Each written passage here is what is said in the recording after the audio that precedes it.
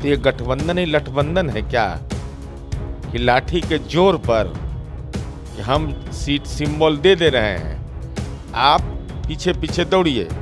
अब स्वाभिमान है कि नहीं सहयोगी दल में, इस जाने लोग।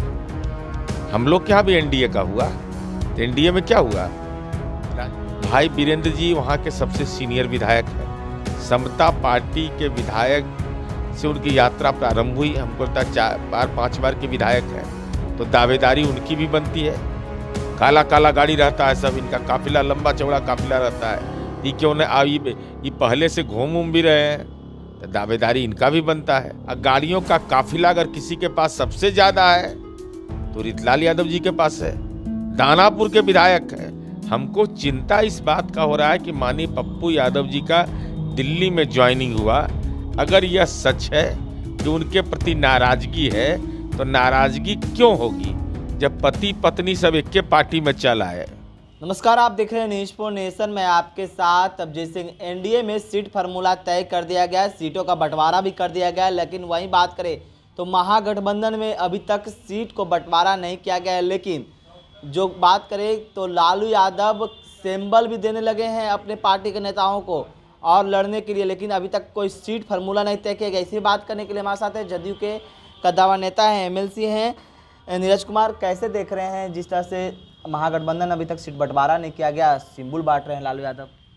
हमको लगता है कि खरमासे में सिंबल, खरमास में सिंबल जापू पूजा वूजा करा करके अगर नहीं होगा तो असर उसका ठीक नहीं होगा परंपरा के हिसाब से। और साथ ही साथ ये कैसा गठबंधन है जब सीटों की संख्या भी तय नहीं हुआ कि कौन राजनीतिक दल कहाँ से चुनाव लड़ेगा। तो ये गठबंधन ही लठबंधन है क्या कि लाठी के जोर पर कि हम सीट सिंबल दे रहे हैं, आप पीछे पीछे दौड़िए। हम 4 सीट पर या 5 सीट पर सुनते हैं एक सिंबल दे दिया गया। तो आखिर गुनाह किस बात का है कांग्रेस पार्टी का, गुनाह किस बात का है माले का, सीपीआई का, सीपीएम का। इन लोगों का सीट भी कौन सीट पर लड़ेंगे यह अभी तय नहीं है। तो 4 सीट की दावेदारी तो खत्म, तब 36 सीट का बंटवारा होना है ना। यह हालत है इंडिया गठबंधन के घटक दलों का कि सीटों का भी ऐलान नहीं और इस बीच में सिंबल का बंटवारा, चुपचाप साइलेंट। यानी कि लेकिन आरजेडी बड़ी पार्टी है ना महागठबंधन के, इसलिए वो ऐसा कर रहे हैं कि वो जान रहे हैं कि हमारे जो दावेदार हैं वो वहाँ पर जीत हासिल करेंगे, इसलिए वो दे रहे हैं। मैंने क्यों अभी फर्स्ट फेज का चुनाव है नवादा में, क्या गया में फर्स्ट फेज का चुनाव है, मुझे स्मरण नहीं है, लेकिन हमको लगता है फर्स्ट फेज का चुनाव तो नहीं है। तब फर्स्ट फेज का अनाउंस करते तो बात समझ में आती। लेकिन इसका मतलब है कि आप दबाव में अपने गठबंधन के सहयोगी दल को रखना चाहते हैं। अब स्वाभिमान है कि नहीं सहयोगी दल में, इस जाने लोग। हम लोग के यहाँ भी एनडीए का हुआ, तो एनडीए में क्या हुआ, राजनीतिक दल के हिसाब से तय हो गया कि हम पार्टी कहाँ लड़ेगी, लोक मोर्चा कहाँ लड़ेगा, ये जेडीयू कहाँ लड़ेगा, बीजेपी कहाँ लड़ेगा। लेकिन ये कौन सा गठबंधन हुआ कि सीट भी निर्धारण नहीं हुआ कौन पार्टी लड़ेगी। ले जाओ सिंबल, जाओ लड़ो। ये क्या हो रहा है, यह अंदरूनी मामला उनका है, लेकिन यह गठबंधन की राजनीति के खिलाफ आचरण माना जाता है। लेकिन कैसे देख रहे हैं आप पाटलिपुत्र लोकसभा सीटों को लेकर, जिस तरह से आरजेडी में 3 दावेदार दिख रहे हैं, भाई वीरेंद्र हैं, रितलाल यादव हैं और उनकी बेटी मीसा भारती है, तो क्या लग रहा है कि पाटलिपुत्र लोकसभा? देखिए, यह राष्ट्रीय जनता दल का अंदरूनी मामला है कि पाटलिपुत्र से कौन चुनाव लड़ेंगे। पिछले चुनाव में माननीय लालू प्रसाद जी की पुत्री माननीय मीसा भारती जी लड़ी चुनाव, वो 2nd नंबर पर रही। भाई वीरेंद्र जी वहाँ के सबसे सीनियर विधायक हैं। समता पार्टी के विधायक से उनकी यात्रा प्रारंभ हुई, हमको लगता है 4-5 बार के विधायक हैं, तो दावेदारी उनकी भी बनती है, स्वाभाविक है दावेदारी उनकी बनती है।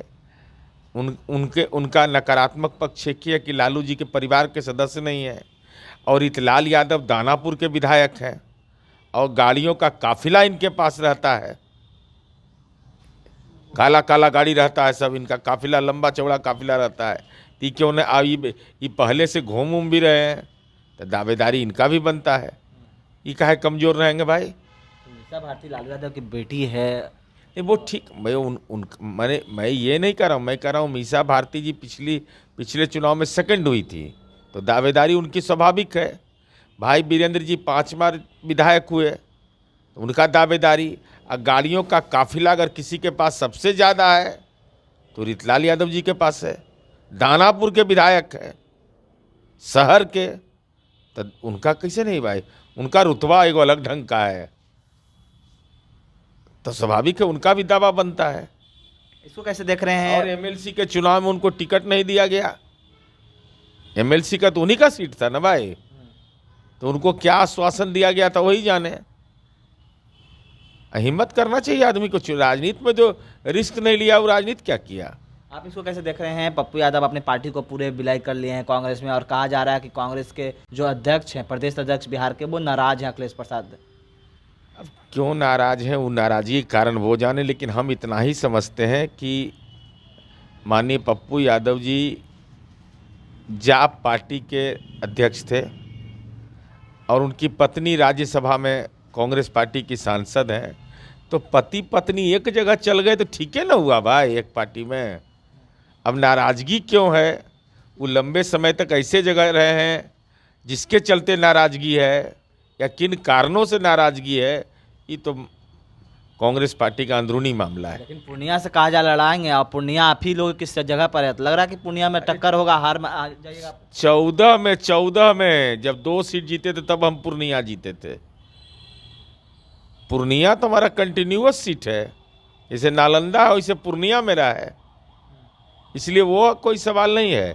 हमको चिंता इस बात का हो रहा है कि माननीय पप्पू यादव जी का दिल्ली में ज्वाइनिंग हुआ, अगर यह सच है कि उनके प्रति नाराज़गी है, तो नाराज़गी क्यों होगी जब पति पत्नी सब एक के पार्टी में चल आए। और जाप पार्टी की कोई बड़ी भूमिका बिहार में थी नहीं, पार्टी तो बहुत दिन से चला रहे थे, तो स्वाभाविक है कि माननीय पप्पू यादव जी से नाराज़गी एक ही बात का न हो सकता है कि लंबे समय तक जहां वो रहे, जहां आम आदमी को जाने का मौका नहीं मिलता है, तो हो सकता है इतिहास के उन पन्नों के चलते नाराज़गी हो। तो कांग्रेस को बदलते दौर में अब इन चीज़ों को आलाकमान देखेगा उनका। एक अंतिम सवाल लेंगे, लग रहा है कि राजनीतिक फिर वहीं जाकर घूम रहा है, जिस तरह से देखा जाए कि पहले पप्पू यादव इधर थे, आनंद मोहन उधर आप लोग के साइड थे, अब वही राजनीतिक समीकरण फिर से देखने को मिल रहा है। नहीं, देखिए पप्पू यादव जी का राजनीति अलग ढंग का है। पप्पू यादव जी की राजनीति अपने एक राजनीतिक दल उन्होंने बनाया, लंबे अरसे तक चलाया, और वो विभिन्न कामों में व्यस्त भी रहे हैं। अब पप्पू यादव जी का कार्यक्रम अपने ढंग का चलता था, अब कांग्रेस जैसी राष्ट्रीय पार्टी ने अगर उनको स्वीकार किया है तो कुछ देखिए कि ना स्वीकार किया होगा भाई। अब उस पर कोई विवाद आलाकमान के फैसले पर हो, यह कांग्रेस का चरित्र नहीं रहा है। आलाकमान जो कहता है वही मान्य होता है। अब किन कारणों से विवाद है वो जाने। नहीं, मेरा सवाल यह है कि लग रहा है कि पुराने समीकरण में फिर से जा रहा है आनंद मोहन और पप्पू यादव। कोई बिहार में समीकरण ये सब की राजनीति नहीं होती है। अब बिहार में बदलता बिहार है, कोई जाति की राजनीति पर बिहार की दुकान नहीं चलनी है, काम के बल पर चलना है। क्या कुछ करे थे जदयू के मुख्य प्रवक्ता नीरज कुमार, आपने सुना। इस तमाम खबर न्यूज़ के साथ नमस्कार।